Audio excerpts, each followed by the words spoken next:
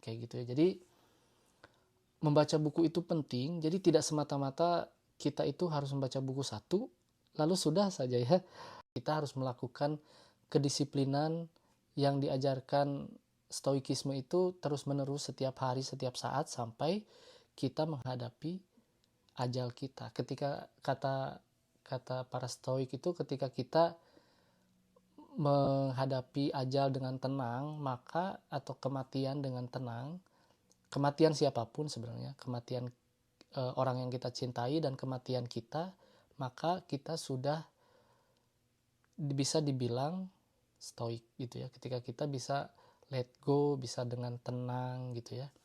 Dan saya ingin mengutip kata-kata Seneca gitu ya, kata-kata Seneca dalam bukunya Letters from a Stoic.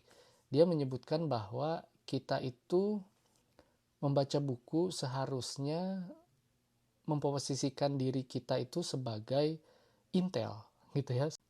Bukan, kita itu harus membaca bukan seperti pengungsi gitu ya, pengungsi yang ketika kita setuju kita diam di situ, ketika kita tidak setuju kita maki-maki gitu ya, kita maki-maki buku itu gitu ya.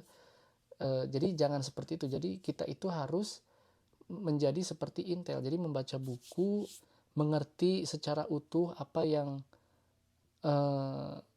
penulis itu maksudkan, dan gunakan informasi tersebut dengan sebaik-baiknya, bukan mengkritik penulis tersebut dengan cara oh buku ini tidak baik, buku ini tidak cocok dengan saya.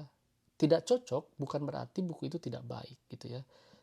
Tapi yang lebih penting lagi ya kita mengerti bagaimana cara penulis tersebut berpikir dan apa yang dia pikirkan pada saat dia menulis buku tersebut dan apa yang ingin ia tuju gitu ya. Jadi